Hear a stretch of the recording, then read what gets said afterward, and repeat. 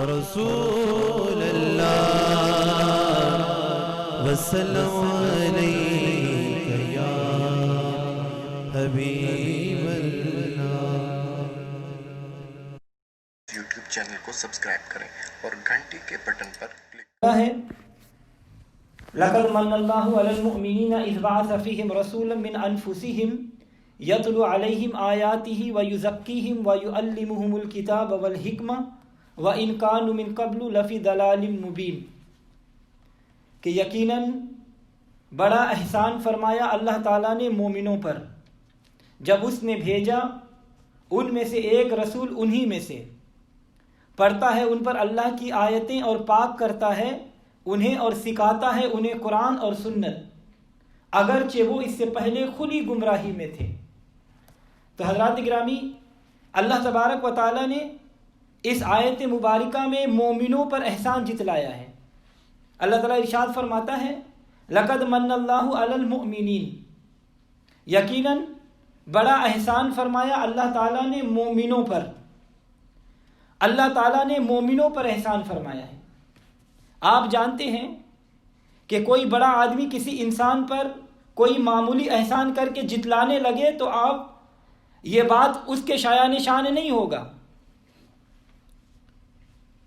لوگ کہیں گے کہ دیکھو اتنا بڑا انسان ہے اور معمولی احسان کر کے جتلا رہا ہے، تو اللہ تبارک و تعالیٰ تو ہے ہی سب سے بڑا، تو وہ احسان جتلا رہا ہے، تو معلوم ہوا کہ اللہ تعالیٰ نے مومنوں پر کوئی معمولی احسان نہیں جتلایا بلکہ کوئی بہت بڑا احسان کیا ہے۔ تو حضرات گرامی، میں آپ کو یہ بتاؤں کہ اللہ تعالیٰ نے جو مومنوں پر احسان کیا ہے وہ کون سا احسان ہے۔ یہ بات سننے سے پہلے یہ بات یاد رکھیں کہ اللہ تبارک و تعالیٰ نے 18,000 مخلوقات کو پیدا فرمایا ہے، اور 18,000 مخلوقات اللہ نے پیدا فرمایا۔ اللہ تعالیٰ فرماتا ہے وَلَقَدْ كَرَّمْنَا بَنِي آدم، یقیناً عزت عطا فرمائی ہم نے آدم علیہ السلام کی اولاد کو، کے تحت انسان کو اللہ تعالیٰ نے اشرف المخلوقات بنایا، اور اس پر اللہ تبارک و تعالیٰ نے بے شمار احسانات فرمائے اور بے شمار نعمتیں نازل فرمائی۔ اللہ تعالیٰ قرآن پاک میں ارشاد فرماتا ہے وَإِن تَعُدُّوا نِعْمَتَ اللَّهِ لَا تُحْصُوهَا، اور اگر تم گننا چاہو اللہ تعالیٰ کی نعمتوں کو تو تم ان کو شمار نہیں کر سکو گے۔ تو انسان جس حال میں بھی ہو، چاہے بیٹھا ہو، چاہے کھڑا ہو، چاہے لیٹا ہو، چاہے سویا ہوا ہو، ہر حال میں اللہ تبارک و تعالیٰ کی رحمتوں کا ظہور ہوتا ہے۔ اللہ تعالیٰ نے ان اپنی نعمتوں کو قرآن پاک میں جا بجا ذکر فرمایا، لیکن کہیں یہ نہیں فرمایا کہ اے انسان ہم نے یہ تمہیں نعمتیں دے کر احسان جتلایا ہے۔ مثال کے طور پر اللہ تعالیٰ قرآن پاک میں پہلے پارہ میں ارشاد فرماتا ہے الذی جعل لکم الارض فراشا والسماء بناء وانزل من السماء ماء فاخرج به من الثمرات رزقا لکم، وہ ذات یعنی اللہ تبارک و تعالی جس نے بنایا تمہارے لیے زمین کو بچھونا اور آسمان کو عمارت، اور اتارا آسمان سے پانی، پھر نکالے اس سے کچھ پھل تمہارے کھانے کے لیے۔ تو حضرات گرامی توجہ چاہوں گا، اللہ تعالیٰ نے فرمایا کہ میں نے تمہارے لیے زمین بنائی، اور یہی زمین کو دیکھیں، یہ زمین اللہ تعالیٰ کی کتنی بڑی نعمت ہے۔ اگر یہ زمین نہ ہوتی تو ہم کہاں ہوتے، ہم کہاں قرار پکڑتے، ہم کہاں مکان وغیرہ بناتے۔ اور پھر اسی زمین سے اللہ تعالیٰ نے ہمارے لیے طرح طرح کے پھل فروٹ وغیرہ پیدا فرمائے جو دن رات ہم کھاتے رہتے ہیں اور دیکھتے رہتے ہیں۔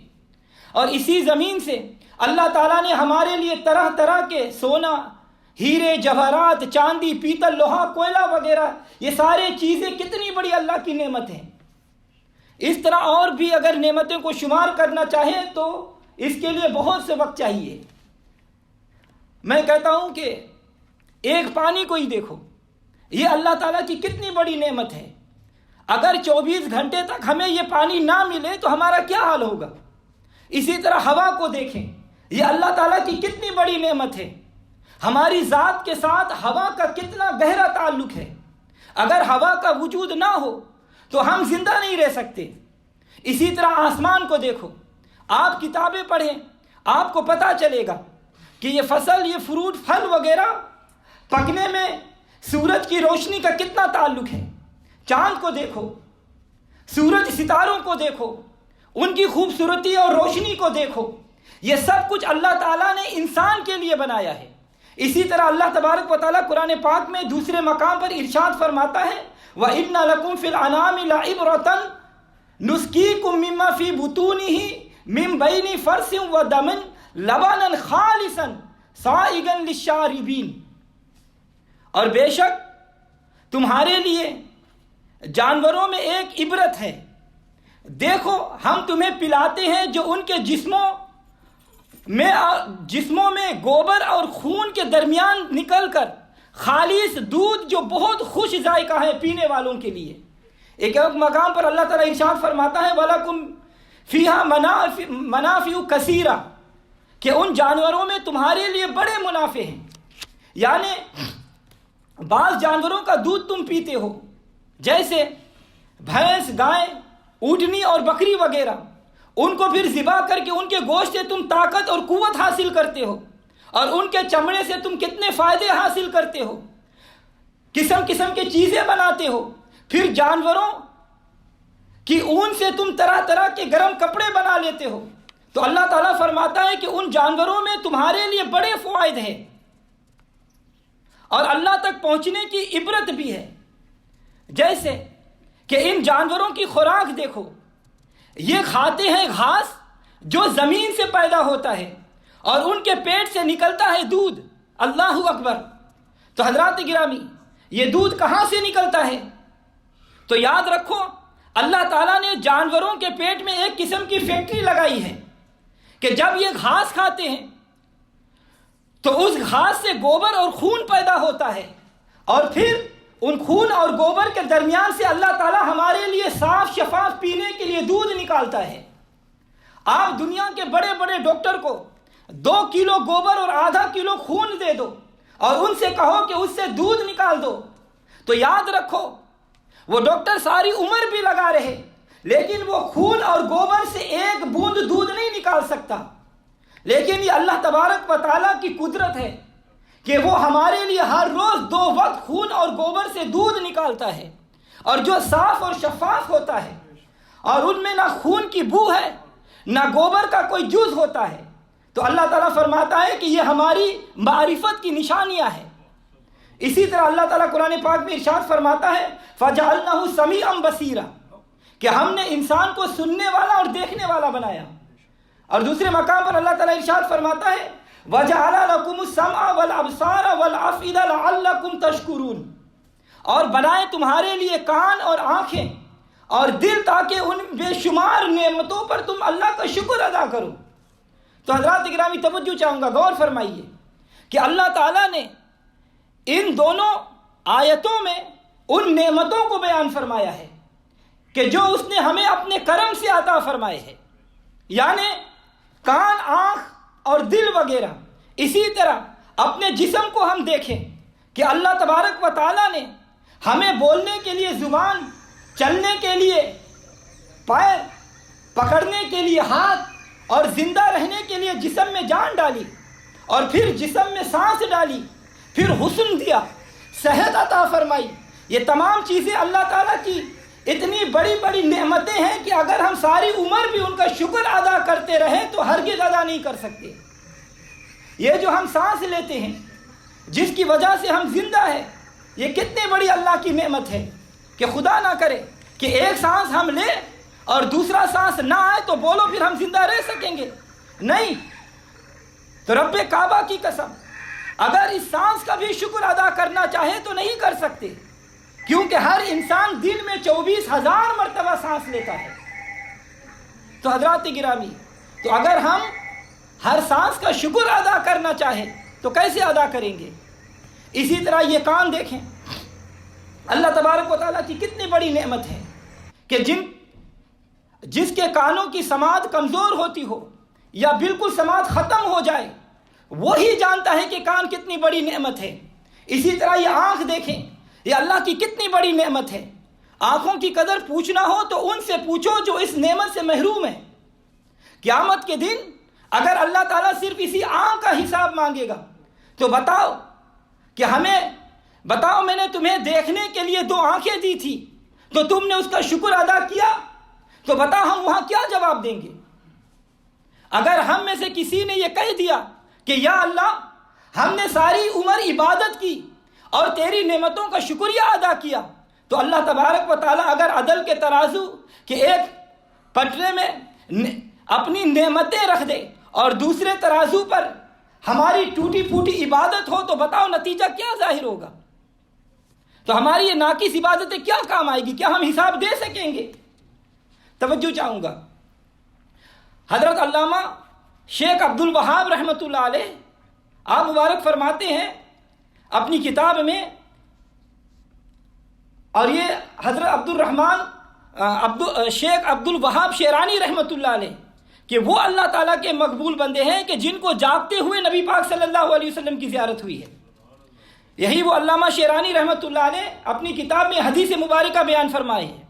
وہ لکھتے ہیں کہ ایک مرتبہ سیدنا جبریل علیہ السلام حضور صلی اللہ علیہ وسلم کی بارگاہ میں حاضر ہوئے اور عرض کیا کہ یا رسول اللہ صلی اللہ علیہ وسلم، آج میں ایک ایسے جزیرے کے پاس سے گزر کر آپ کی بارگاہ میں حاضر ہوا ہوں جہاں اللہ تعالیٰ کا مقبول بندہ ایک رہتا تھا، جس نے 400 سال برس تک اللہ تبارک و تعالیٰ کی اس طرح عبادت کی کہ اس نے ایک آنکھ جھپکنے کے برابر بھی اللہ تبارک و تعالیٰ کی نافرمانی کا خیال تک بھی اس کے دل میں نہیں آیا۔ جب 400 سال تک اس نے عبادت کی تو اس کی موت کا وقت آ گیا، تو اس نے اللہ تعالیٰ کی بارگاہ میں عرض کیا کہ یا اللہ میں یہ چاہتا ہوں کہ میری روح سجدے کی حالت میں نکلے، میرا سر تیری بارگاہ میں جھکا ہوا ہو اور آپ میری روح کو قبض فرما لے۔ اس نے یہ دعا مانگی اس لیے کہ نبی صلی اللہ علیہ وسلم مبارک نے ارشاد فرمایا کہ ہر آدمی جس حالت میں فوت ہوگا اسی عالم میں قیامت کے روز اٹھایا جائے گا۔ تو اس نے کہا یا اللہ میں یہ چاہتا ہوں کہ سجدے کی حالت میں وفات پا جاؤں، میری روح نکلے تاکہ میں تیری بارگاہ میں قیامت کے دن سجدے کی حالت میں اٹھوں۔ تو جبریل علیہ السلام نے عرض کیا یا رسول اللہ صلی اللہ علیہ وسلم، اللہ تعالیٰ نے اس مقبول بندے کی دعا قبول فرمایا اور اس نے سر سجدے میں رکھا ہوا تھا، تو اللہ تبارک و تعالیٰ نے حکم دیا کہ اے اسرائیل جاؤ اور میرے اس بندے کی روح کو سجدے کی حالت میں قبض کر لو تاکہ اس کی آخری خواہش بھی پوری ہو جائے۔ تو اسرائیل علیہ السلام نے اس کی روح کو سجدے کی حالت میں قبض کر لیا۔ جبریل علیہ السلام نے عرض کیا یا رسول اللہ صلی اللہ علیہ وسلم، یہی بندہ جب قیامت کے روز اللہ تعالیٰ کی بارگاہ میں حاضر ہوگا تو اللہ تبارک و تعالیٰ اپنی جنتی فرشتوں کو حکم دے گا کہ اے میرے فرشتوں اس میرے بندے کو میری رحمت کے زور پر جنت میں لے کے جاؤ۔ تو وہ بندہ کہے گا یا اللہ میں تیری رحمت کے زور پر جنت میں نہیں جانا چاہتا، بلکہ میں تو اپنے نیک اعمال کے بدلے اپنی عبادت اپنے روزے اور نماز کے زور پر میں جنت میں جانا چاہتا ہوں۔ تو اللہ تبارک و تعالیٰ اپنے اس مقبول بندے کو فرمائے گا کہ اچھا تمہیں اپنی عبادت پر ناز ہے، تو میری رحمت کے سہارے جنت میں نہیں جانا چاہتا بلکہ اپنی عبادت کے سہارے جنت میں جانا چاہتا ہے، تو اے میرے فرشتے اسے جنت میں نہ لے جاؤ، اس کے عدل کے ترازو پر لے کے جاؤ اور ایک ترازو پر اس کی 400 سالہ عبادت رکھ دو اور دوسرے ترازو میں میری نعمتوں میں سے ایک نعمت یعنی اس کی آنکھوں میں سے ایک آنکھ رکھ دو، پھر وزن کرو کہ کون سا پلہ بھاری ہے۔ جبریل علیہ السلام نے عرض کیا یا رسول اللہ صلی اللہ علیہ وسلم کہ اس عابد کی 400 سالہ عبادت کو عدل کے ایک ترازو میں رکھ دیا جائے گا اور دوسرے ترازو میں اللہ تعالیٰ کی عطا کردہ آنکھوں میں سے ایک آنکھ رکھ دی جائے گی۔ جب دونوں کا وزن کیا جائے گا تو آنکھ والی نعمت کا پلہ بھاری ہو جائے گا۔ تو اللہ تعالیٰ دوزخ کے فرشتوں سے فرمائے گا کہ اے جہنم کے فرشتوں میرے اس بندے کو اب جہنم میں لے کے جاؤ۔ اللہ وہ بندہ کہے گا کہ یا اللہ میں بھول گیا تھا، یا اللہ میں اپنی عبادت کے زور پر جنت میں نہیں جانا چاہتا بلکہ یا اللہ میں تو تیری رحمت کے زور پر جنت میں جانا چاہتا ہوں۔ تو اللہ تبارک و تعالیٰ کی رحمت جوش میں آ جائے گی، تو اللہ تعالیٰ فرمائے گا کہ اے فرشتوں جاؤ اسے جنت میں لے کے چلے جاؤ۔ تو حضرات گرامی تو میں عرض کر رہا تھا کہ اللہ تبارک و تعالیٰ نے اپنے فضل و کرم سے ہمیں بے شمار نعمتیں عطا فرمائے ہیں، ایسی نعمتیں کہ جن کی نعمت، جن کی قیمت بھی دنیا میں نہ ہو، لیکن آپ پورا قرآن مجید کو پڑھ کر دیکھ لیں کہ اللہ تبارک و تعالیٰ نے ہمیں اتنی نعمتیں دی، اتنے انعام اور اکرام عطا فرمائے، لیکن کہیں یہ نہیں فرمایا کہ اے انسان میں نے تمہیں فلاں نعمت دے کر احسان جتلایا۔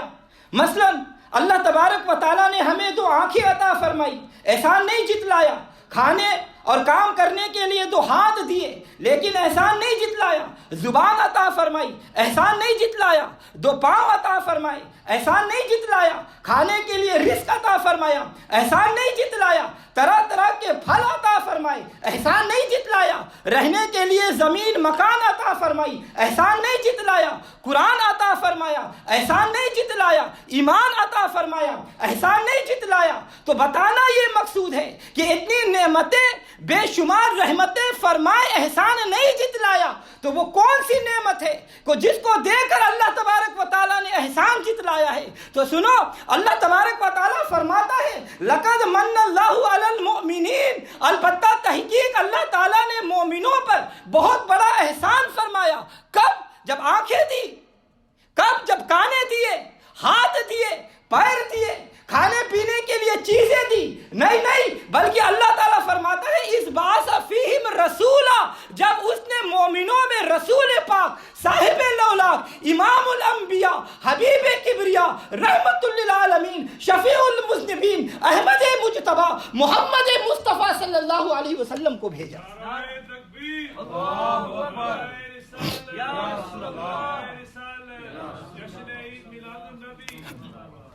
تو حضرات گرامی، یہاں توجہ چاہوں گا، ایک بات عرض کرنا چاہتا ہوں، توجہ رہے کہ دیکھو اللہ تبارک و تعالی ہمیں اپنا محبوب صلی اللہ علیہ وسلم دے کر احسان جتلا رہا ہے، اور یاد رکھو احسان اسی چیز پر کیا جاتا ہے جو اگلے کو نفع بھی دے، جو اگلے کو فائدہ بھی دے۔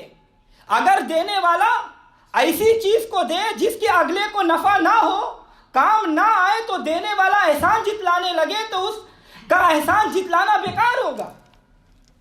تو اب یہ دیکھنا ہے کہ اللہ تبارک و تعالیٰ کا پیارا محبوب صلی اللہ علیہ وسلم ہمیں کوئی فائدہ بھی دے سکتا ہے یا نہیں، کوئی نفع دے سکتا ہے یا نہیں۔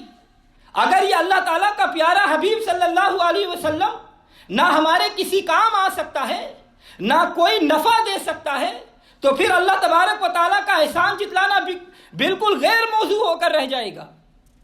پھر تو اللہ تبارک و تعالیٰ گویا یوں فرما رہا ہے کہ مومنوں، میں نے تم پر بڑا احسان کیا، تمہیں ایک وجود عطا فرمایا جس کا نام محمد صلی اللہ علیہ وسلم ہے، وہ کسی چیز کا مالک اور مختار نہیں، اور ایک ایسا رسول عطا فرمایا جو ایک چیز ذرہ، وہ ایک ناچیز ذرہ عاجز و نکارہ ہے معاذ اللہ۔ جس طرح اسماعیل دیلوی، یہ وہابیوں کا مولوی، اپنی کتاب تقویۃ الایمان میں لکھا ہے۔ تو حضرات گرامی، کیا ایسی صورت میں اللہ تبارک و تعالیٰ کا احسان جتلانا صحیح ہوگا؟ احسان جتلانا تو درکنار، اس صورت میں اللہ تبارک و تعالیٰ کا ہم مومنوں پر یہ احسان ثابت بھی نہیں ہو سکے گا، استغفر اللہ۔ لیکن یاد رکھو حقیقت یہ نہیں ہے، بلکہ حقیقت یہ ہے کہ اللہ تبارک و تعالیٰ نے اپنے محبوب صلی اللہ علیہ وسلم کو جب دنیا میں معبوس فرمایا تو شفیع، نافع، دافع، رافع، مختار کل، معلم کائنات اور اپنا نائب اعظم بنا کر بھیجا ہے۔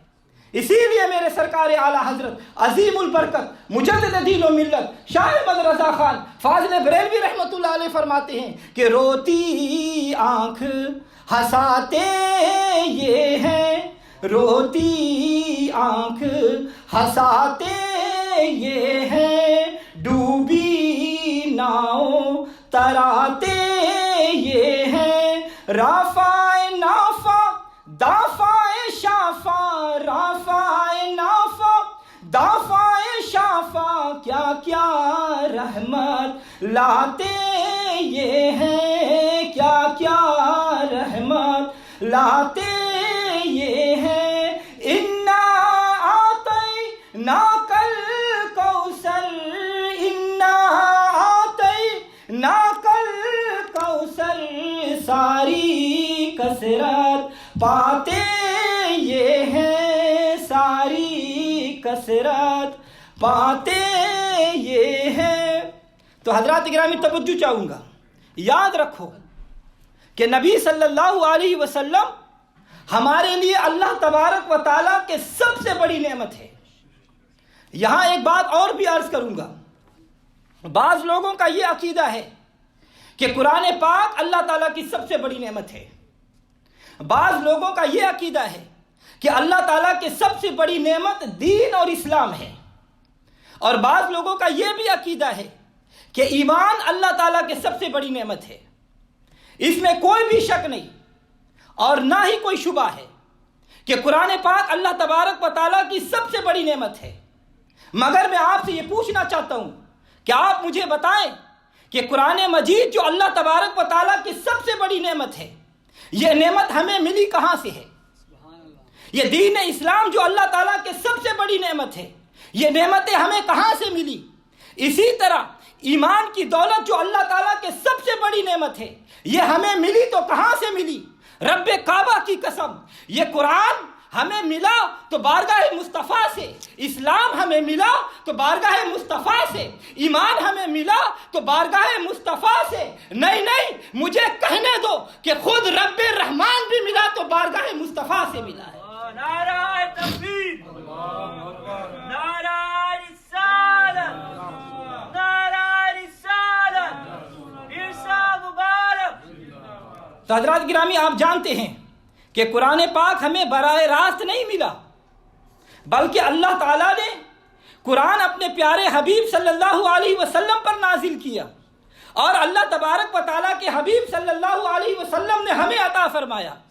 گویا کہ قرآن ہمیں بارگاہ مصطفیٰ سے ملا، اسی طرح اسلام بھی آپ کی بارگاہ سے ملا۔ اور اسلام کس کو کہتے ہیں؟ اسلام کس کو کہتے ہیں؟ اسلام نام ہے نبی صلی اللہ علیہ وسلم کے اقوال اور افعال کا، یعنی جو کچھ نبی صلی اللہ علیہ وسلم نے فرمایا وہ بھی اسلام ہے، اور جو کچھ اپنی امت کو کر کے دکھایا وہ بھی اسلام ہے۔ گویا اسلام نام ہے نبی صلی اللہ علیہ وسلم کی گفتار کا اور آپ کے کردار کا، حضور صلی اللہ علیہ وسلم کی اداؤں اور فرمودات کا نام ہے اسلام۔ تو ظاہر ہے کہ ان کی باتیں بھی ان سے ملے اور ان کی ادائیں بھی ان سے ملے۔ ایمان ملا تو ان کی بارگاہ سے، اور ایمان کس کو کہتے ہیں؟ ایمان کس کو کہتے ہیں؟ ایمان نام ہے تصدیق قلبی کا اور اقرار لسانی کا۔ ایمان کی صفتوں میں آپ یہ پڑھتے ہیں، اقرار باللسان و تصدیق بالقلب، زبان سے اقرار ہے اور دل سے یقین ہے۔ توجہ چاہوں گا، معلوم ہوا کہ ایمان نام ہے تصدیق قلبی اور اقرار لسانی کا۔ اگر زبان سے اقرار ہو اور دل میں تصدیق نہ ہو تو یہ ایمان نہیں بلکہ یہ منافقت ہے، کیونکہ منافقوں کی زبان پر تو کلمے ہوتے تھے لیکن دل میں ایمان نہیں تھا۔ تو اللہ تبارک و تعالیٰ نے صاف طور پر فرما دیا وَمَا هُمْ بِمُؤْمِنِينَ، کہ اے میرے حبیب یہ جو آپ کی بارگاہ عالیہ میں کلمہ پڑھتے ہیں یہ مومن نہیں ہے، کیونکہ لبوں پر ان کے کلمے ہیں لیکن دلوں میں تیرا بغض بھرا ہوا ہے۔ تو اصل میں ایمان نام ہے تصدیق قلبی اور لسانی اقرار کا۔ جب آپ نے یہ سن لیا کہ ایمان نام ہے تصدیق قلبی کا، تو میں آپ حضرات سے یہ پوچھنا چاہتا ہوں کہ مجھے بتائیں کہ تصدیق پہلے ہوتی ہے یا علم پہلے ہوتا ہے؟ تصدیق پہلے ہوتی ہے یا علم پہلے ہوتا ہے؟ کیونکہ جب تک علم نہیں ہوگا تصدیق نہیں ہوگی۔ مثلا کوئی سائل کسی مفتی کے پاس چلے جائے اور کہے کہ مفتی صاحب یہ تصدیق کر دیجئے، تو مفتی صاحب لازمی طور پر پوچھیں گے کہ بھائی کس بات کی تصدیق؟ تو وہ سائل آگے سے کہے کہ بات کو تو رہنے دو، بس آپ تصدیق کر دیں، تو بولو مفتی صاحب وہ تصدیق کریں گے؟ نہیں کریں گے، بلکہ وہ کہیں گے کہ بھائی پہلے وہ بات سامنے پیش کرو جس کی تصدیق کروانی ہے، اگر وہ تصدیق کے قابل ہوئی تو میں تصدیق کر دوں گا۔ اسی طرح کوئی عدالت میں یا کورٹ میں چلا جائے یا قاضی اور جج کے سامنے جا کر کہے کہ جی تصدیق کر دیجئے، تو قاضی یا جج پوچھے گا بھائی کس بات کی تصدیق؟ تو وہ آدمی آگے سے کہے کہ بات کو تو رہنے دو، بس آپ تصدیق کر دیجئے، تو بولو جج یا قاضی تصدیق کرے گا کہ نہیں؟ نہیں کرے گا، بلکہ جج یا قاضی کہے گا کہ بھائی پہلے وہ بات سامنے لاؤ کہ جس کی تصدیق کروانی ہے، اگر وہ تصدیق کے قابل ہوئی تو تصدیق کر دوں گا۔ تو معلوم ہوا کہ تصدیق کے لیے علم کا پہلے ہونا ضروری ہے، تصدیق کے لیے علم کا پہلے ہونا ضروری ہے۔ بڑی آسان سی بات ہے کہ انسان کو جس چیز کا علم نہیں وہ اس کی تصدیق کیسے کرے گا؟ تو تصدیق کے لیے علم کا ہونا ضروری ہے، اور ایمان نام ہے تصدیق قلبی کا۔ ہم اللہ تبارک و تعالیٰ پر ایمان رکھتے ہیں، کیا مطلب؟ کہ دل میں تصدیق کرتے ہیں کہ وہ ذات اپنی صفتوں اور اپنے ناموں کے ساتھ جیسے ہیں برحق ہے۔ ہمارے نبی صلی اللہ علیہ وسلم اللہ تعالیٰ کے آخری نبی ہے، اور آپ کے بعد قیامت تک کوئی نبی نہیں آ سکتا، نبوت ہمارے نبی پر ختم ہو چکی ہے۔ اسی طرح ہم پہلی کتابوں پر بھی ایمان رکھتے ہیں، فرشتوں پر بھی ایمان رکھتے ہیں، تمام انبیاء علیہ السلام پر ایمان رکھتے ہیں، قیامت پر بھی ایمان رکھتے ہیں، جنت دوزخ سب پر ایمان رکھتے ہیں، یعنی یہ سب کی تصدیق کرتے ہیں۔ تو میں آپ سے سوال کرتا ہوں کہ آپ اللہ تبارک و تعالیٰ پر ایمان رکھتے ہیں اور آپ دل سے اللہ تعالیٰ کی تصدیق کرتے ہیں، یہ باتیں آپ کے علم میں کیسے آئی؟ یہ بات آپ کے دل میں کیسے آئی کہ اللہ تعالیٰ ہے؟ آپ کو اللہ تعالیٰ کا علم کیسے ہوا؟ آپ نے اللہ تعالیٰ کو کیسے جانا؟ آپ کہیں گے کہ قرآن پاک سے، تو میں کہوں گا کہ آپ کو یہ کیسے معلوم ہوا کہ اللہ کا کلام ہے؟ اس قرآن کے قرآن ہونے کا علم آپ کو کس نے بتایا؟ تو بھائی قرآن کا قرآن ہونے کا علم بھی تو نبی صلی اللہ علیہ وسلم کے ذریعے سے ہوا ہے۔ یہ اللہ تعالیٰ کی کتاب ہے، نبی صلی اللہ علیہ وسلم نے فرمایا کہ لوگوں یہ اللہ کا قرآن ہے، تو ہم نے نبی صلی اللہ علیہ وسلم سے سن کر تصدیق کی اور ہم مومن ہوئے۔ آپ کو اللہ پاک کا علم کیسے ہوا کہ وہ اللہ ہے، وہ وحدہ لا شریک ہے؟ تو اس بات کو سمجھنے سے پہلے یہ بات بھی یاد رکھو کہ آپ کو جس چیز کا بھی علم ہوتا ہے، چاہے وہ دین سے تعلق رکھتی ہو، چاہے اس کا تعلق دنیا سے ہو، کیسے ہوتا ہے؟ تو یاد رکھو کہ علم کے اصول کے اسباب اور ذریعے صرف 3 ہے۔ کتنے؟ صرف 3 ہے، چوتھا کوئی نہیں ہوتا۔ محدثین اکرام فرماتے ہیں کہ اسباب علم للمخلوق ثلاثہ، کہ مخلوق کے واسطے علم حاصل کرنے کے ذریعے اور اسباب 3 ہیں: الحواس السلیمہ والعقل والخبر الصادق۔ پہلا نمبر حواس خمسہ، بشرطی کہ وہ صحیح ہو، اور دوسرا نمبر پر عقل، بشرطی کہ وہ بھی اپنے ٹھکانے پر ہو، اور تیسرے نمبر پر کہ کوئی صادق ہمیں خبر دے، یعنی کوئی سچ بولنے والا جس کی سچائی پر ہمیں یقین ہو وہ اس واقعے کی خبر کرے۔ تو صرف علم حاصل کرنے کے لیے 3 ذریعہ ہے۔ تو انشاءاللہ اگلے جمعے کو اسی موضوع کو